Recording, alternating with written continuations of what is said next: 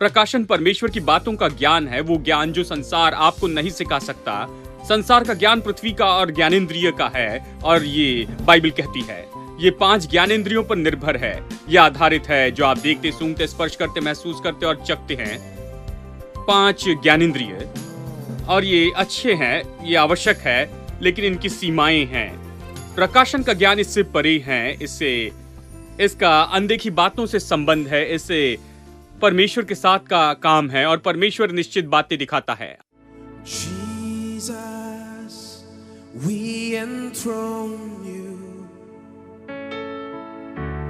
We proclaim you are King. Standing here in the midst of us, we raise you up with our praise. And as we worship, build your throne.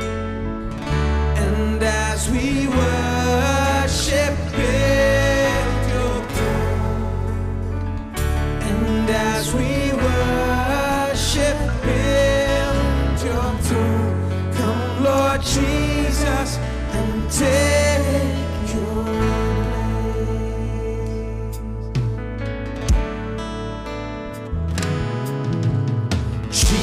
Jesus, we enthrone you. We proclaim you are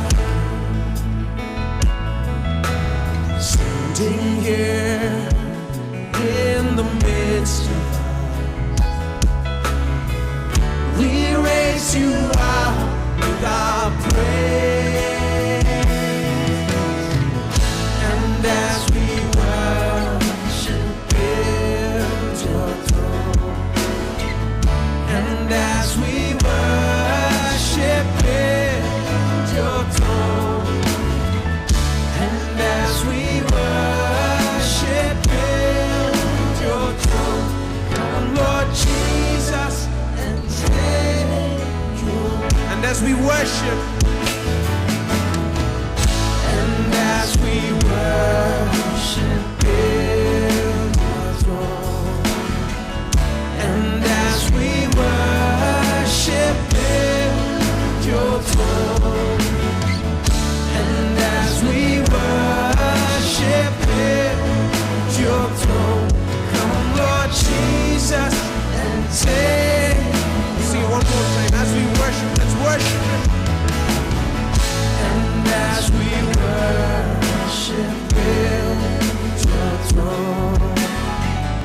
And as we worship, build your throne. And as we worship, build your throne. Come, Lord Jesus, and take your place.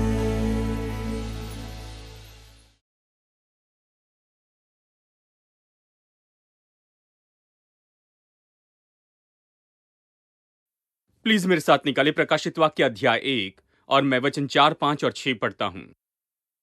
यूहन्ना की ओर से आसिया की 7 कलीसियाओं के नाम, उसकी ओर से जो है और जो था और जो आने वाला है, और उन 7 आत्माओं की ओर से जो सिंहासन के सामने हैं, और यीशु मसीह की ओर से जो विश्वास योग्य साक्षी और मरे हुए में से जी उठने में पहले उठा और पृथ्वी के राजाओं का हाकिम है, तुम्हें अनुग्रह और शांति मिलती रहे। उसने अपने लहू के द्वारा हमें पापों से छुड़ाया है, और हमें एक राज्य और अपने पिता परमेश्वर के लिए याजक भी बना दिया। उसी की महिमा और पराक्रम युगान युग रहे। आमेन।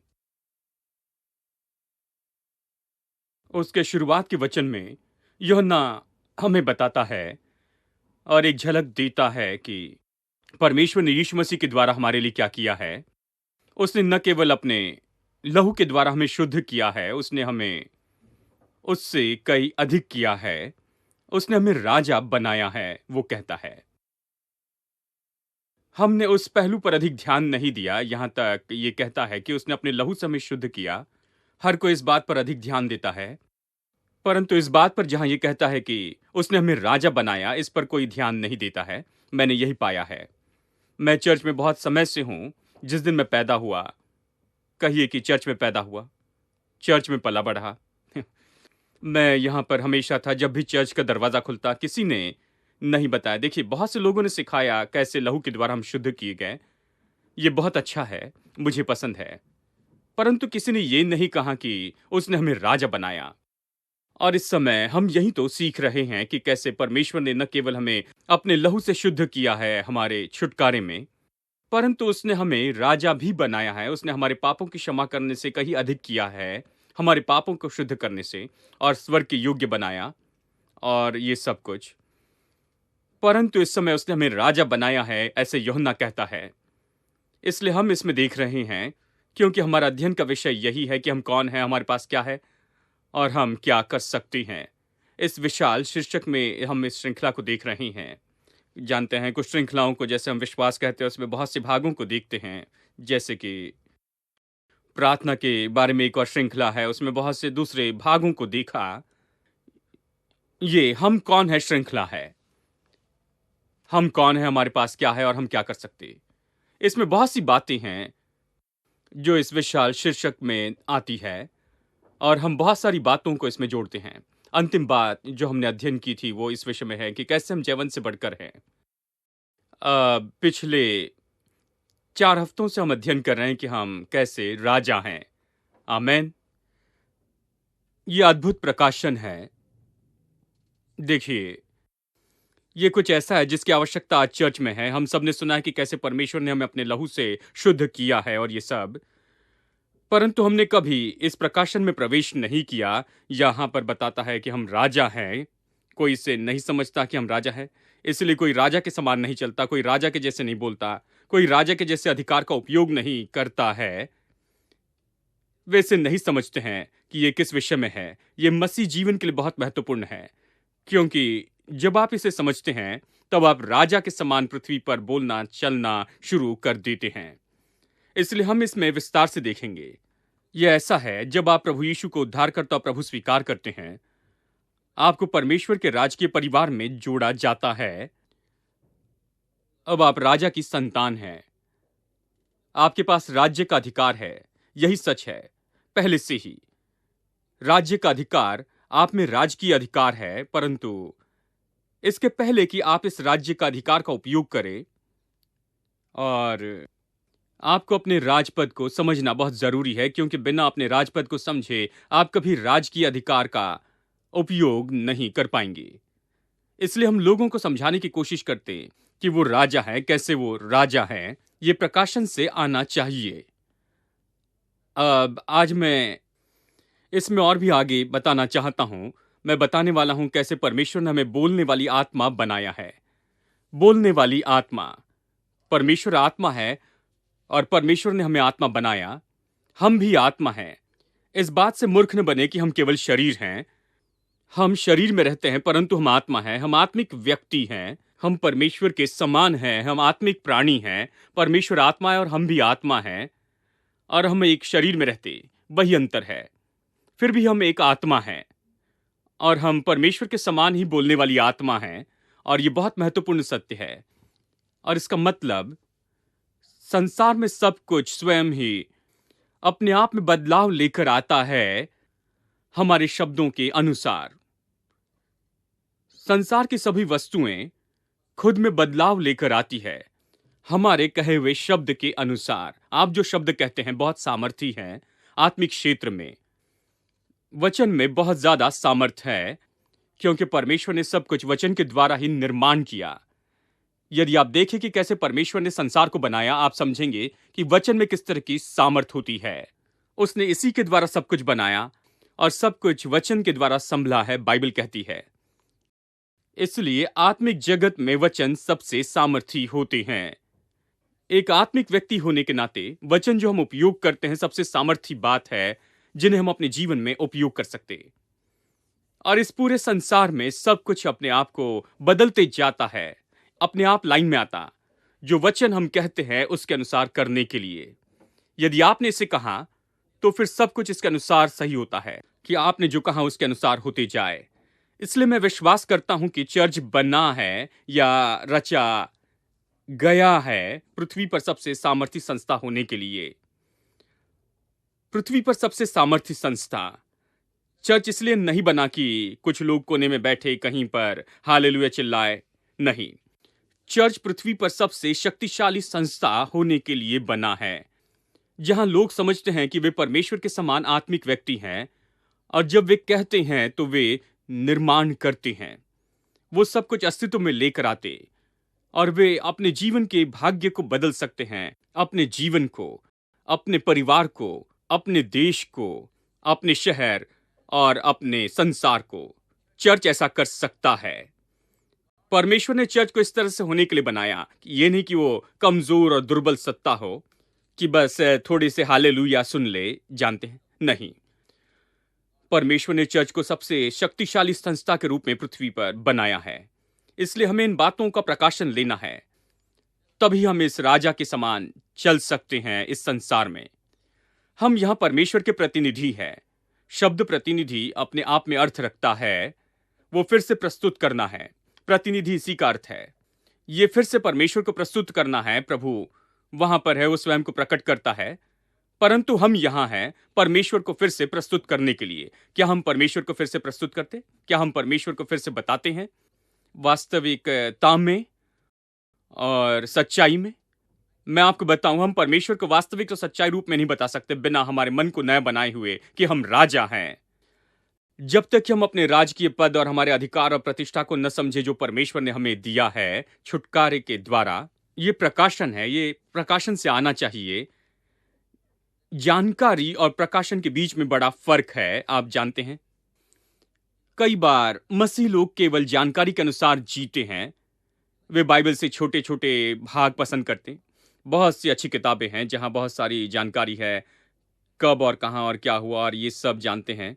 हम बहुत सारी जानकारी पा सकते हैं बाइबल की जानकारी, वो ठीक है, परंतु जानकारी काफी नहीं होती है।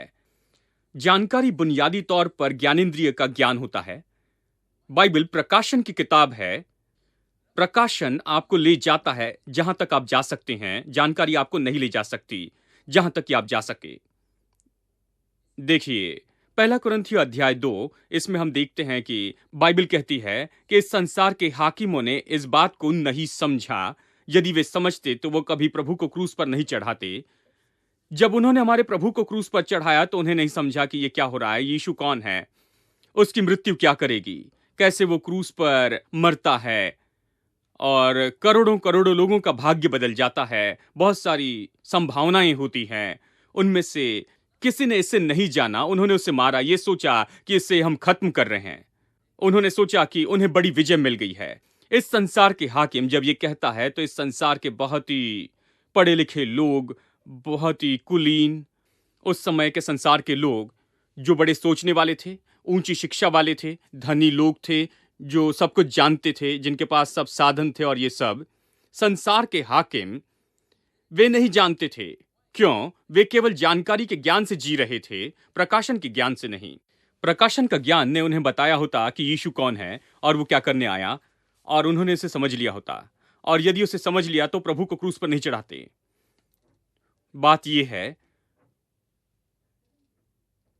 परमेश्वर ने हमें ऐसे देश में रखा, ऐसे नगर में, स्थान में, इस संसार में रखा है ताकि हम उसका प्रतिनिधित्व करें और दिखाए कि वो कितना महान परमेश्वर है। परमेश्वर ने हमें उस उद्देश्य के साथ रखा। इस संसार में सबसे अच्छे लोग परमेश्वर को नहीं समझते हैं। इस संसार के श्रेष्ठ लोग परमेश्वर को नहीं समझते कैसे मामूली समस्या को हल कर सके। सबसे पढ़े लिखे लोग भी, श्रेष्ठ शिक्षित लोग नहीं समझते हैं कि कैसे इस जीवन की कुछ महत्वपूर्ण समस्याओं को हल करते जाएं। उदाहरण के तौर पर, उदाहरण के लिए विवाह और परिवार की समस्याएं। सबसे पढ़े लिखे लोग, शायद उनके पास पीएचडी हो, कहते हैं कि पीएचडी के हुआ व्यक्ति, उसके पास पुस्तक का ज्ञान होना चाहिए। कम से कम 5000 किताबों को उन्होंने पढ़ लिया होगा पीएचडी पाने के पहले। यदि ये सही है तो वो बहुत सा ज्ञान है। 5000 किताबें बहुत सारी किताबें हैं, परंतु वही लोग नहीं जानते कि कैसे विवाह की समस्या को हल करें। वो नहीं जानते। आपको विवाह की समस्या हल करनी है तो अपोस्टलिक 1 को पढ़िए, क्योंकि वहां प्रकाशन का ज्ञान है, वहां जानकारी का ज्ञान नहीं, वहां प्रकाशन का ज्ञान है परमेश्वर के वचन से। हम बाइबल के विषय में कह रहे हैं, पुरुष क्या है, स्त्री क्या है, पुरुष को कैसे होना चाहिए, स्त्री को कैसे होना चाहिए, परमेश्वर उन्हें क्या बनाना चाहता है, क्यों परमेश्वर ने उन्हें भिन्न बनाया है, भिन्नता क्या है, क्यों वो बहुत अनोखे हैं, उनके सामर्थ्य और कमजोरियां क्या है, और ये सब कैसे वो एक दूसरे की मदद के लिए हैं, और ये सारी बातें संसार में नहीं सिखाई जाती। संसार इसे नहीं समझता क्योंकि हमारा निर्माणकर्ता जिसने हमें इसे बनाया वो इसे जानता है। आप निर्माण की गई वस्तु से नहीं पूछ सकते उसके उद्देश्य और कार्य या वो किस तरह से है, जानते हैं। मैं इस कीबोर्ड के पास जाकर नहीं पूछ सकता कि ये किस लिए बना है, ये नहीं जानता, परंतु कीबोर्ड बनाने वाला जानता ये किस लिए बनाया है, वो बताएगा। इसलिए संचालक पुस्तिका होती है, देखिए उसने इसमें लिखा है, वो आपको बताएगा कैसे चलाना है। देखिए कीबोर्ड खुद नहीं बता सकता कि किस काम के लिए बनाया। तो हम केवल कार्य कर रहे हैं, हम नहीं जानते। केवल एक ही तरह से जान सकते हैं जब हम सृष्टिकर्ता के पास में आते हैं, जब वो बताता है कि हमें किस लिए बनाया।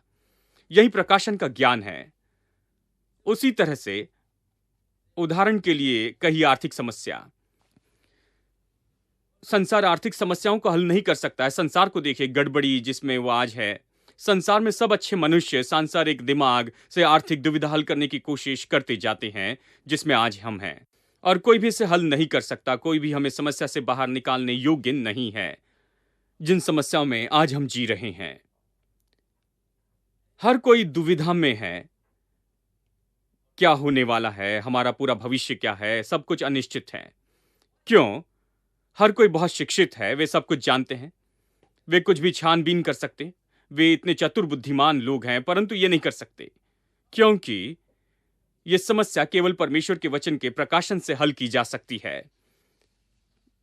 मैं आर्थिक बातों पर सिखाता हूं यहां पर, और इसलिए बहुत से लोग मुझसे कहते हैं कि मैं संपन्नता का प्रचारक हूं।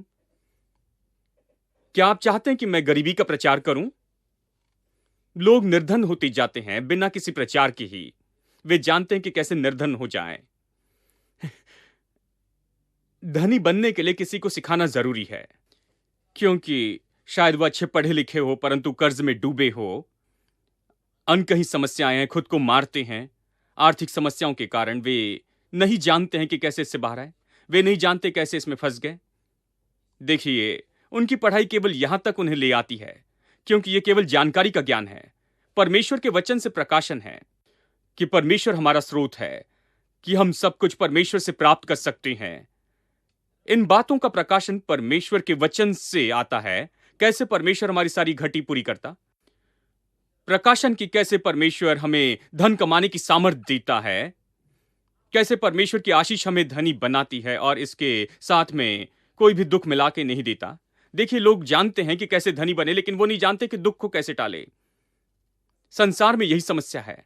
वे धनी बन सकते हैं, बहुत जल्दी धनी बन सकते हैं, उनके पास जल्दी धनी बनने की योजना है, उनके पास हजारों योजनाएं हैं। वे नहीं जानते हैं कि कैसे दुख को टाले। वो धनी बनते जाते हैं और अपने ऊपर दुखों का ढेर लगाते हैं। परंतु बाइबल बहुत ही अद्भुत है। ये सिखाती है कि कैसे वो आपको धनी बनाता है, और ये भी सिखाती है कि कैसे वो आपको दुख से बचा कर रखता है। परमेश्वर की आशीष से धन मिलता है और इसमें वो दुख नहीं मिलाता। बाइबल कहती है, ये पुस्तक तेरे चित्त से कभी न उतरने पाए, इसे में दिन रात ध्यान दिए रहना, इसलिए जो कुछ उसमें लिखा है उसके अनुसार तू करने की चौकसी करना, और तब तू अच्छी सफलता पाएगा। सब लोग कहिए, अच्छी सफलता। देखिए, संसार सफलता उत्पन्न करता है जिसे सफलता कहते हैं। वे सफलता के विषय कहते, परंतु अच्छी सफलता के बारे में हम कहते। वे अच्छी सफलता नहीं जानते। अच्छी सफलता वो है जिसमें दुख नहीं होता है, बिना इन सारी परेशानियों के ढेर के साथ वो आता है। ये परिपूर्ण बात है। बाइबल जबरदस्त बात है, प्रकाशन की किताब है। ये प्रकाशन की किताब है। इसलिए जब हम बाइबल का प्रचार करते हैं, हम केवल जानकारी का प्रचार नहीं करते हैं। हम बाइबल से कुछ दिलचस्प बातें नहीं बताते, क्योंकि ये बहुत दूर नहीं ले जाएगा। हम आपको परमेश्वर का वचन का प्रकाशन देते हैं। परमेश्वर के वचन का प्रकाशन आपको बहुत दूर ले जाएगा। परमेश्वर के वचन का प्रकाशन परमेश्वर की व्यवस्था और सिद्धांतों को बताते जाता है, और बाइबल आर्थिक व्यवस्था और सिद्धांतों से भरी हुई है। और यदि आप इसका अनुकरण करें, कोई मनुष्य इसका पालन करे, वो कभी गलत नहीं हो सकता। 100% सबूत है, जानते हैं। हेलो, मैं आपको सीधा निश्चित बता सकता हूं कि यदि आप इसका अनुकरण करते हैं, आप सफल होंगे। आपको समृद्धि के लिए परमेश्वर की व्यवस्था बता सकता हूं। मैं आपको बता सकता हूं कैसे संपन्न हो, प्रभु के वचन से। और इसलिए मैं इस पर प्रचार करता हूं। जो जानता हूं वही प्रचार करता हूं, जो नहीं जानता उसके बारे में नहीं कहता हूं, जानते हैं। मैं अनुमान नहीं लगाता हूं, अपनी कल्पना से इन सारी बातों का प्रचार नहीं करता हूं। यह सब परमेश्वर की व्यवस्था है, निश्चित व्यवस्था। तो परमेश्वर सिद्धांतों का प्रभु है, नियमों का प्रभु है। और जब आप इसका पालन करते, आप इसका प्रकाशन पाते, जीवन अद्भुत और सुंदर बनता है। ऐसी मानसिक और भावनात्मक समस्याओं के साथ भी लोग इन्हें हल नहीं कर सकते। वो हर तरह की समस्या हल करते हैं, चांद पर जा सकते हैं, मनुष्य को चांद पर भेजकर वहां वो झंडा लगाते हैं, परंतु सामान्य मानसिक भावनात्मक समस्या को हल नहीं कर सकते। यह अजीब है। ये अंतरिक्ष में मनुष्य को भेज सकते, परंतु साधारण वैवाहिक समस्या हल नहीं कर सकते। ये मेरे लिए अजीब बात है, क्योंकि शिक्षा, देखिए, शिक्षा अच्छी है, मैं शिक्षा के विरुद्ध में नहीं हूं। शिक्षा केवल ज्ञान की शुरुआत है। यह केवल शुरुआत है, अंत नहीं है। यह महान नहीं है। आपने नहीं सोचना चाहिए कि शिक्षा अंतिम है, नहीं। यदि आप गणित पढ़े हैं तो आप गणित जानते हैं, गणित के सवाल हल कर सकते हैं, परंतु जीवन की समस्या को हल नहीं कर सकते। अगर आप फिजिक्स पढ़े हैं तो फिजिक्स की समस्या हल कर सकते हैं, लेकिन आप नहीं जानते कि जीवन की समस्याओं को कैसे हल करें। देखिए, यह बिल्कुल अलग है। शिक्षा आपको केवल एक हद तक ले जा सकती है, परंतु प्रकाशन बहुत दूर ले जाता है। आमीन। जब परमेश्वर आपको प्रकाशन देता है, तो मैं आपको बताऊं, एक मनुष्य जिसके पास कुछ नहीं, एक मनुष्य जो कि पूरी तरह से नीचे दबा है, उसके पास कुछ नहीं, उसके पास भोजन नहीं, कपड़े नहीं, कोई प्रभाव नहीं, कुछ नहीं, वो कोई नहीं जानता और कुछ नहीं, और वो प्रकाशन अगर पा लेता है और प्रकाशन को समझता है, तो वो कुछ बन जाएगा। एक दिन वो बड़ा व्यक्ति बनेगा, प्रकाशन के कारण ही। प्रकाशन सब कुछ बदल देगा। प्रकाशन आपको बहुत दूर ले जाएगा, आपकी कल्पना से बढ़कर। शिक्षा आपको दूर ले जाएगा, लेकिन उतना दूर नहीं, लेकिन थोड़ा सा ही। लेकिन प्रकाशन आपकी कल्पना से भी बहुत दूर लेकर जाता है। आमीन। प्रकाशन सफलता की कुंजी है। मैंने व्यक्तिगत रूप में सच पाया है। बहुत साल पहले जब मैंने जीवन में शुरुआत की, मैंने सोचा कैसे कर पाऊंगा, क्या होने वाला है, सब कुछ अनिश्चित है, सब झिलमिल और धुंधला दिखता है। मैं नहीं जानता था कि भविष्य में क्या रखा है, मेरे लिए क्या है, परंतु मेरे पास कुछ था। मैं कुछ निश्चित खुला हुआ प्रकाशन प्राप्त करने लगा। मैं उन बातों को समझने लगा और मैं कुछ निश्चित बातों को परमेश्वर के वचन में देखने लगा। मैं निश्चित बातों को देखने लगा परमेश्वर के वचन से, निश्चित सत्यों को प्रभु वचन से। दूसरे जो मेरे साथ में थे वो उसे नहीं देख पा रहे थे। वो देखने की इच्छा नहीं रख सकते थे, वो देखने की जिज्ञासा नहीं रखते थे, देखना नहीं चाहते थे, परंतु मैं इच्छा रखता था। मैंने इसे जानना चाहा। मैं आपको बताता हूं, उस प्रकाशन के साथ मैं बहुत दूर आया हूं। मैंने वहां बहुत पीछे शुरू किया था और मैं आपको बताता हूं, मैं लंबे रास्ते को तय करके आया हूं। अभी भी मुझे बहुत दूर जाना है। आमीन। अब मैं बहुत उत्साहित हूं। अब मैंने सीख लिया कि प्रकाशन मुझे बहुत दूर ले जाएगा। मैं इंतजार नहीं कर सकता कि मैं कितनी दूर जाऊंगा, लेकिन यह मुझे बहुत दूर ले जाएगा, क्योंकि प्रकाशन परमेश्वर की बातों का ज्ञान है। वो ज्ञान जो संसार आपको नहीं सिखा सकता।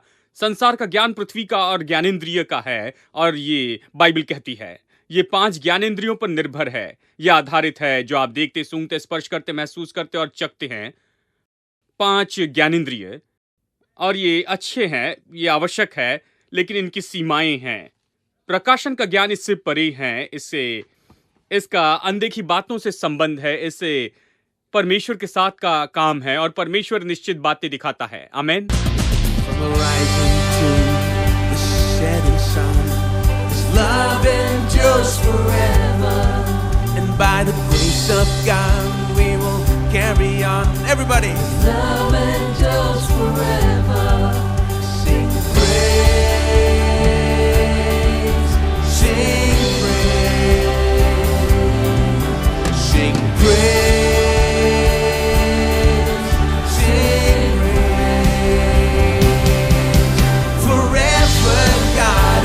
Faithful.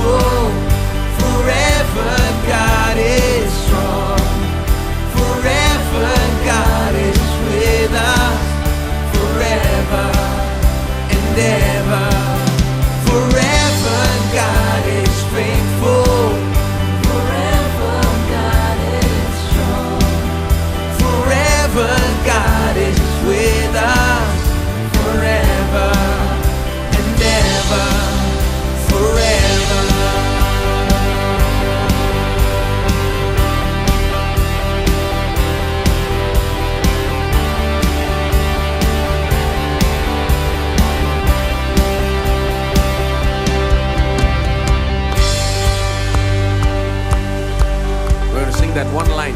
His love endures forever. Here we go. His love endures forever. His love endures forever.